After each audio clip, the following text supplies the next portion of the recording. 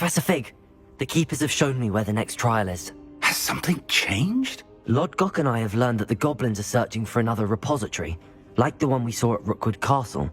And I discovered that they're building massive drills to help in their search. Professor Fitzgerald seemed very concerned. I see. Ranrock clearly knows even more than we suspected. And sir, there's something else. Lodgok knew Miriam. He knew Miriam? They encountered each other at Rookwood Castle. She was doing research. That's where she found the container with the portkey. He liked her so much that he let her leave with it, despite orders from Ranrock. I don't know what to say. She could win over almost anyone. I want to hear more of this. And, in fact, I'd like to speak with Lodgok directly. But we've no time now. Where is the next trial? Believe it or not, it's in the headmaster's office. Incredible. All right. You'll need the password to get past the stone gargoyle. The headmaster's house elf will know it. I've actually met Scrope, but I'm not sure he'll tell me. He's rather devoted to the Black family. He is. So you'll need a disguise. I have just the thing. A Polyjuice potion. You'll look and sound like Professor Black.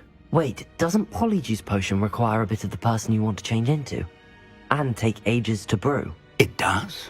So how do you already have Polyjuice potion to change into Professor Black? One never knows when such a thing may come in handy.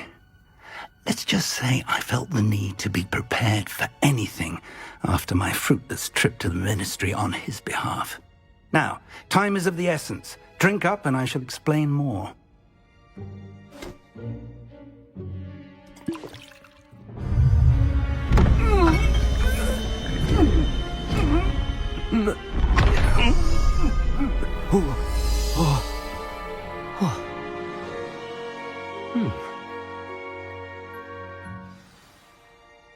How do you feel? Incredible. I won't forget that taste anytime soon. How do I sound? Convincing. I've taken the liberty of transfiguring your robes. As we discussed, you'll need the password from Scrope, who could be anywhere in the castle. You might look for Professor Kagawa. She's taken to badgering the poor elf about Quidditch in the hopes that he can convince Black to change his mind. Thus far, unsuccessfully. I see. But what if Professor Black sees me? Leave him to me. I shall tell him where to meet a liaison from the ministry in Hogsmeade. That should give you plenty of time. Thank you, Professor. I suppose we'll meet again in the map chamber. It's rather strange to hear gratitude coming from Professor Black. I'll see you there. Now to find the headmaster's house elf.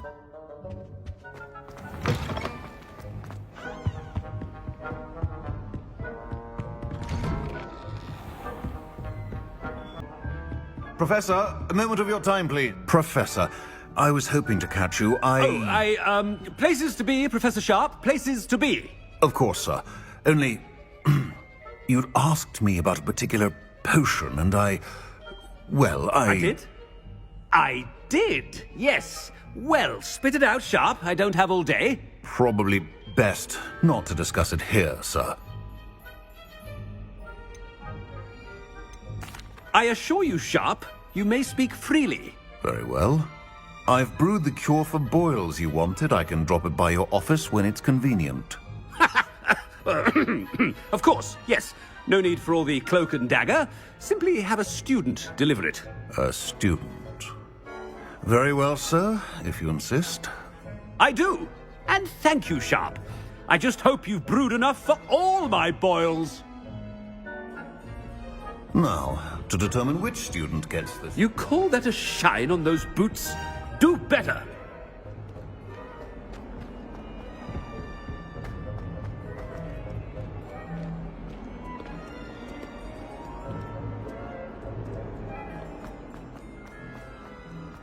I thought I heard the headmaster approaching. Gareth! Mr. Weasley, what are you doing here? Don't you have, somewhere to be? Oh, Professor, yes, of course. All sorts of places I'd rather be right now.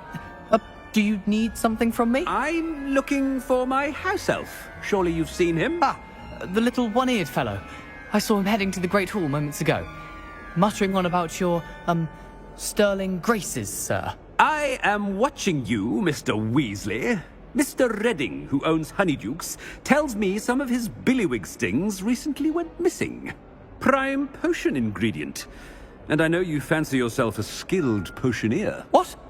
But, sir, I haven't been anywhere near Honeydukes. Bah! That's enough from you.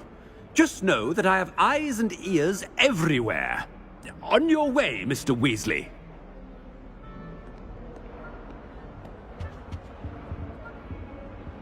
Well, there's one for my diary.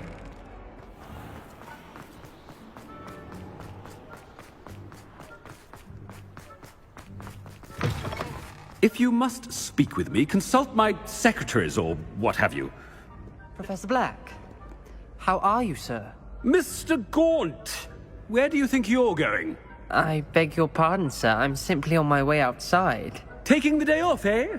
Typical student, wasting the hours away. I have to write 20 inches on Dittany and its uses. Was heading to the greenhouse. Ah, yes! Mixed with, bubo tuber pus makes a fine, mustache paste. Yes, mustache paste. I find. Are you feeling all right, sir? You don't seem yourself. I assure you I am quite healthy, Gaunt. If I need a medical diagnosis, I shall head to St. Mungo's. Chewing with your... Something is very wrong. Professor, a word? Professor Black? Again, it is not too late to reconsider your decision regarding Quidditch. We could still have trials and a somewhat shortened season. It would be better than none at all. But the injury, Madam Kogawa. Professor, more than one student has taken a bludger to the head on our pitch. I dare say it knocked some sense into them. And they are fine now. The fact that it happened to be a pureblood, well, that's no reason to... What nonsense! That you would trivialize the health of a student over a silly game. A silly game? You are quite impossible sometimes. Sir, I've a good mind to write to the Department of Magical Games and Sports at the Ministry about you. Good idea. I can even provide the parchment should you need it. Now, where is my elf? Parchment? Very well, I will, and with pleasure. And I spotted Scrope in the Great Hall. Seems to be avoiding me. I wonder why. Good day, Madam Kogawa. What did we do to deserve him as a head? When I witnessed what passes for magic in these halls, I simply mourn for the future of the wizarding world.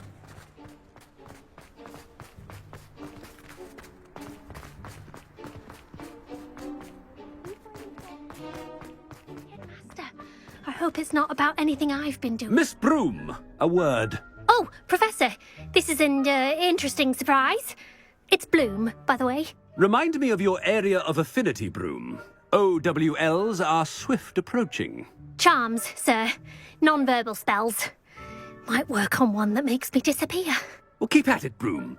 And before you know it, you'll be as invisible as that new fifth year seems to be. They're not invisible, sir. I've seen them near the library. In fact, they help me with my, heavy books. Speaking of invisible, where's my blasted house elf? Something seems a little off with the headmaster.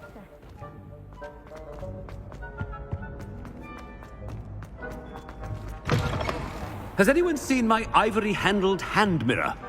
Of course you haven't.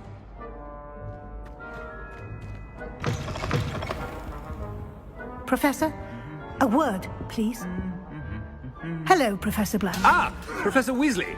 How delightful to see you. Sir? Since I have you here, I wonder if I might, speak with you about Professor Fig. Oh, very well. I've decided to give him a bit more, leeway with his time. Leeway, Professor? Are you sure that's wise?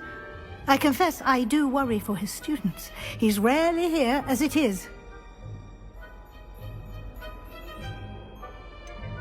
I realize that, and I'd like to keep it that way. I see. But, sir, if I may, I am wary of how much time the new fifth year seems to be spending away from the castle, supposedly on Professor Fig's behalf. I've heard unsettling rumors of their escapades. Everything from sneaking into the Forbidden Forest to confronting Ranrock's loyalists and Rookwood's lot. What? Goodness. You cannot believe everything you hear, Professor. No, you cannot. I mean, I shall keep an eye on Fig. You simply keep doing the wonderful job that you're doing. Simply wonderful. Thank you. But I'm happy to look into... Good. That'll be all, Weasley. I mean, Professor Weasley. Good day. A wonderful job. Leeway for Professor Fig. I shall never...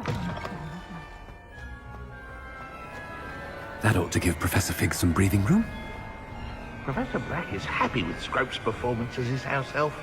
There's no doubt in Scrope's mind. Ahem! Attention, students! I hereby decree that the Great Hall be forthwith decorated in the stunning banners of Slytherin. I shall be taking no questions at this time. Or ever.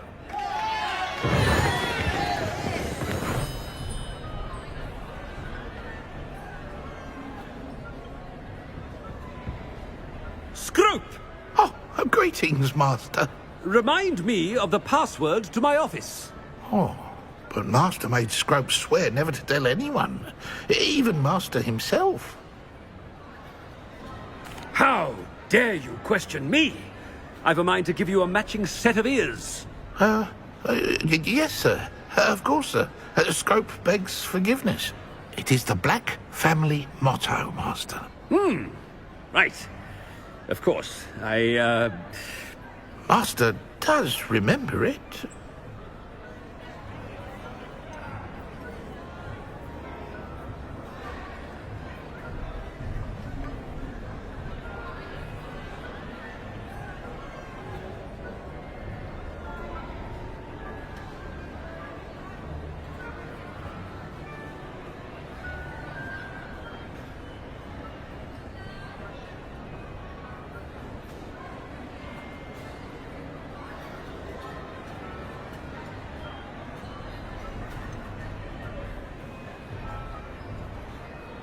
It's purebloods forever, isn't it? Close, Master. Scrope thinks Master is indeed testing Scrope. It is always pure. Obviously. And, of course, as Master knows, in French. Yes, of course. I order you to pronounce it for me. Oh, Master knows that Scrope's French is most pitiful. Oh, very well. Toujours pure. There is another matter, Scrope. I confiscated this filthy diary from a student. It smells of squid and seawater. Oh, Apollonia's diary. That is quite a surprise, Master. What do you wish Scrope to do with this treasure? Rubbish. Whatever you wish, Scrope. It's your treasure. Now, off with you. The Polyjuice potion's wearing off. I best get out of sight.